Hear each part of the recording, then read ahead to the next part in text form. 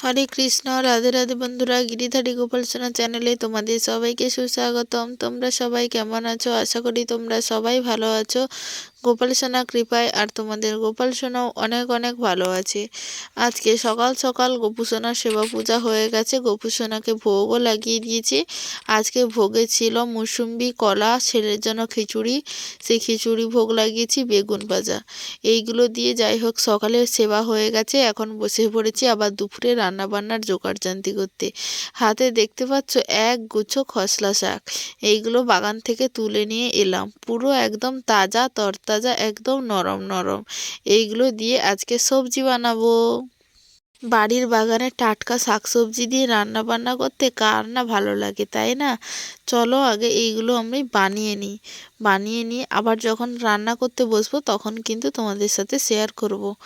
এই যে এখানে মোটামুটি সবজি আমান্য করা হয়ে গেছে, শাকগুলো দেখতে পাচ্ছ আমান্য করে ফেলেছি। চলো রান্নাঘরে যাই। রান্নাঘরে আজকে বানাবো দই পটল, তাই আজকে পটলগুলো একদম গোটা গোটা রেখে তেলে লাল লাল করে এপিট ওপিট লবণ হলুদ দিয়ে ভেজে নিচ্ছি, যাতে খুব সুন্দরভাবে পটলগুলো সেদ্ধও হয়ে যায়। বাড়িতে যতজন খেতে সবার এক পিস করে হিসেব করে পটলগুলো নিয়েছি, বেশি কিন্তু করেনি। শ্বশুর শাশুড়ি ননদ ভাগ্নি আমি আর আমার ছেলে, এই কয়েকজনই প্রসাদ পাবো। পটল না তুলে একদমই সেই তেলে মশলা ধুয়ে দিয়েছি। টমেটো পেস্ট, আদা জিরে বাটা, তারপর টক দই, টমেটো, ধনে গুঁড়ো সমস্ত মিক্সড করে একদম তুলে দিয়েছি। কাসুরি মেথি, অল্প একটু চিনি পরিমাণ মতো দিয়ে দিলেই হয়ে যাবে। আর শেষে নামানোর সময় ঘি আর গরম মশলা দিয়ে দিলেই কিন্তু একবারে দই পটলের রেসিপি কিন্তু রেডি। নিরামিষ দিনে এইরকম যদি দই পটল দিয়ে সুন্দর সাদা সাদা ধবধবে অন্ন থাকে তাহলে তো কিন্তু আর কিছু বলারই নেই।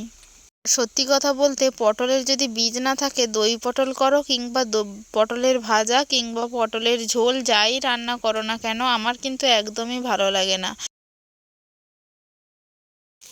সমস্ত সবজিগুলো ভাজা হয়ে গেছে, এতে হচ্ছে আমি আদা বাটা দিয়েছি অল্প, ভাজা মোটামুটি হয়ে গেছে। এবারে হচ্ছে খসলা শাকগুলো তুলে দেব।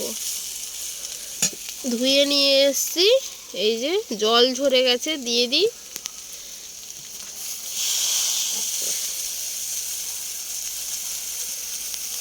নরম শাক তো একদম তাড়াতাড়ি মজে যাবে। দেখতে এক কড়াই হয়েছে, রান্না হয়ে গেলে কতটুকু হয় শুধু তোমরা দেখবে। কাঁচা ছোলা না হলে তো ভালোই লাগে না, কাঁচা ছোলাও ভিজিয়ে রেখেছি। ভালো করে কাঁচা ছোলাগুলো ফুলেনি আর কি, সকালে ভিজিয়েছিলাম, যাই হোক হয়ে যাবে।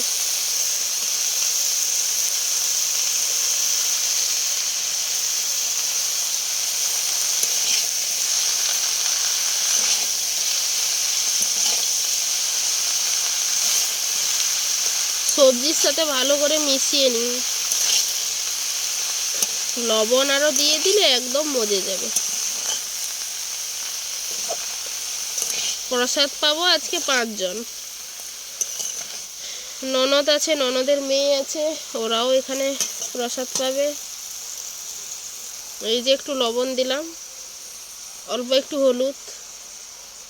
জ্বালানি এখন দেইনি, মানে পাতাগুলো শেষ হয়ে গেছে, আবার নিয়ে আসি। পাতাগুলো কবে শেষ হবে জানি না, যতদিন আছে ভালো, অসুবিধা হচ্ছে না। বা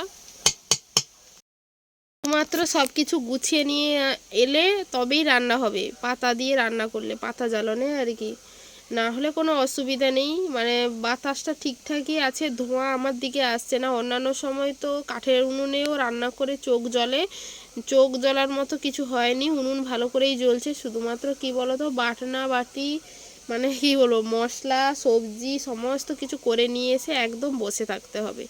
চলো পাতাটা নিয়ে আসি। একটা কাঁচা লঙ্কা আর অল্প একটু টমেটোও দিলাম। কাঁচা লঙ্কা দিয়েই কিন্তু শাকের তরকারিতে কাঁচা লঙ্কা দিলেই কিন্তু ভালো হয়। পাতা নিয়ে এসছি, চলো জ্বালানিটা দেওয়া যাক। দেখতে পাচ্ছ একদম নিভে গেছে, চলো।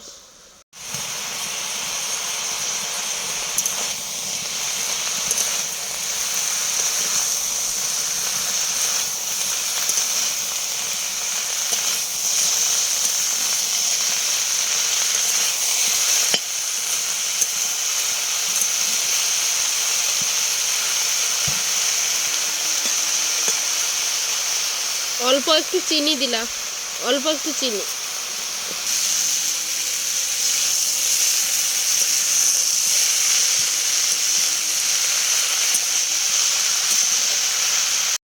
শাকের চচ্চড়িটা মোটামুটি রেডি হয়ে গেছে। দেখতে পাচ্ছ মজে কতটা পরিমাণে হয়ে গেছে। বলেছিলাম না এক কড়াই দেখতে লাগছে, কিন্তু মজে গিয়ে একদম অল্পই হয়ে যাবে।